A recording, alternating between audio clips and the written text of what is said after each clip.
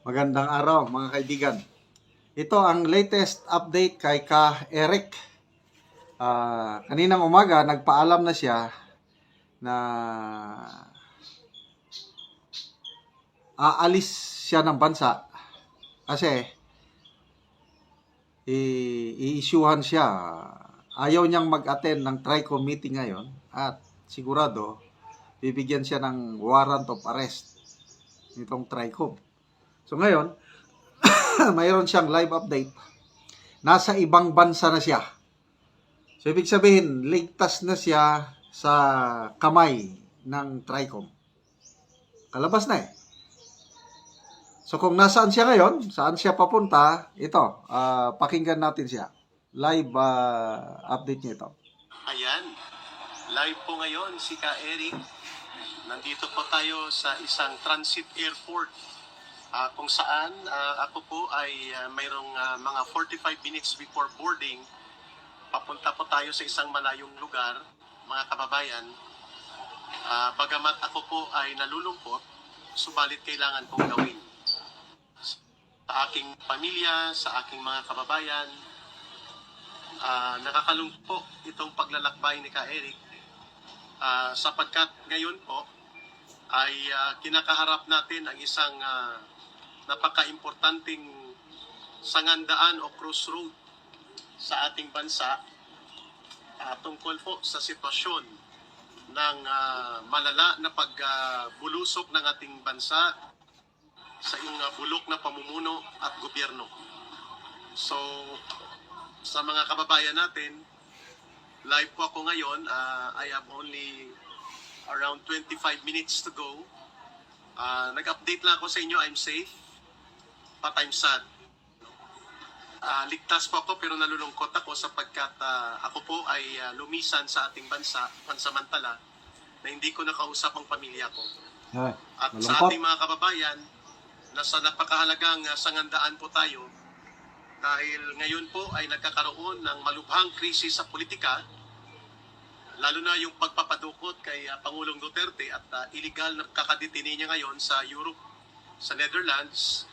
At mismo ang anak niyang si Vice President Sara Duterte nagsabi, malabong makakabalik kaagad si Pangulong Duterte sa Pilipinas.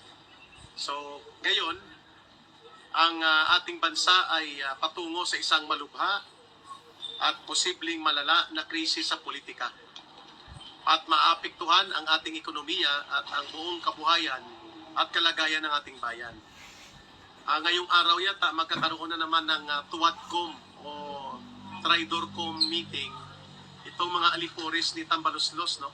Yung mga bulok at mga kurakot na politiko at abusado, kagaya dyan ng mga TRICOM nila, upang busalan at tanggalan po ng karapatan ang ating mga mamamayan na makapagpaambag, makapakinig at mapapadaloy ang katotohanan mula sa mga independent social media-based political commentators, kagaya po ni Ka Eric.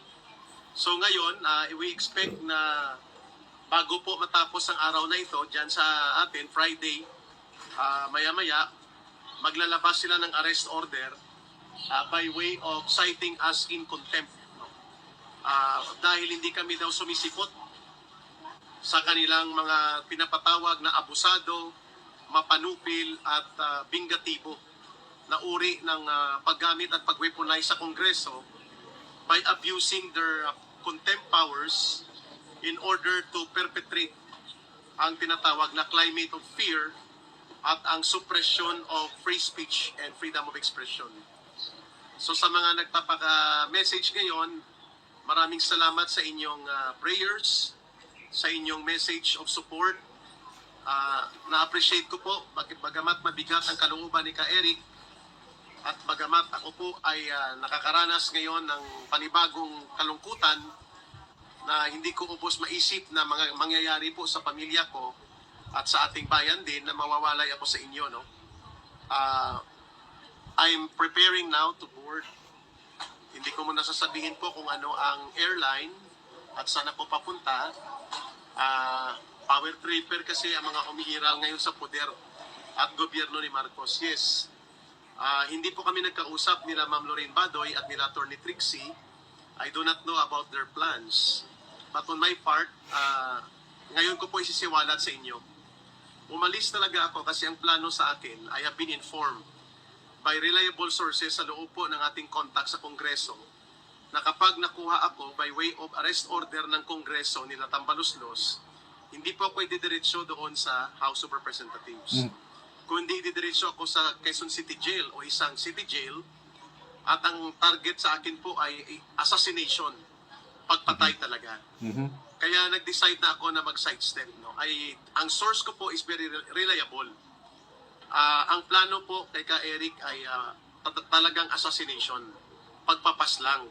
At palalabasin lang na aksidenteng nangyari dahil nagkaroon ng kaguluhan sa loob ng city jail. Ang pinakamalapit po na city jail na dadalhan sa akin ay Quezon City Jail. At doon po magaganap ang assassination. Kilala ko rin po ang nagpapautos kasi ang kumausap sa akin ay isang former Lieutenant Colonel sa PNP. Malapit sa akin at ngayon ay nakakahalubilo niya itong kongresista na utak pulbura. Yun na lang siguro ang tawag natin sa kanya, na utak pulbura na kongresista. At sinabihan ako, sabi niya, Sir, hindi na to biro, mag-sidestep ka na. Kasi hindi ka lang ikukulong. Malamang ma-assassinate ka sa loob ng kulungan. Either ikaw ay palalabasin na binangungot, pero ikaw ay sinakal ng unan at upang hindi makahinga o ikaw ay sasaksakin sa loob ng kulungan. Kilala niyo po itong congressman na utak pulbura, hindi ko muna pangalanan ng kanyang name. No? Pag nasa lugar na secured na ang ating location, siya po ang isa sa nagpautos na i-operate si Ka Eric. Of course, kagustuhan din yan po nila Romualdez, nila Marcos, na ang mga matatalas na kritiko ay kanilang tanggalin sa landscape of public commentary and sa pagdevelop ng namumuo na malawak at malakas na kilusang protesta ng mga mamamayan. Kaya kung mapapansin niyo po pulang-pulang mata ko, hindi lamang po sa naluluha ako kaninang madaling araw, kundi wala pa akong tulog. No? I've been away for almost 16 hours no, na hindi ako nakakatulog pa dahil nagmamatsyag tayo ng paligid natin. No? Sabi ko nga, hindi naman ako aalis, pwede naman ako dyan mag-simay underground. Pero dahil nga sa limitasyon ng support system sa Pilipinas, pwede pa akong maipatumba doon sa mga kriminal na mga elemento. At pwede din po ang NPA ay lumakas ang loob para isagawa. So, yun po ang malungkot na kalagayan ni Ka Eric. Kaya kailangan backupan natin siya ng panalangin. Good luck, Ka Eric, sa bagong journey sa iyong buhay. So mga kaibigan, salamat sa inyong pagsubaybay sa ating channel. Nakakatulong kayo ng malaki sa Tribong Talaandig dahil ang sweldo sa channel na ito, namimigay tayo ng yero at pako sa tribo para ma-repair maayos ang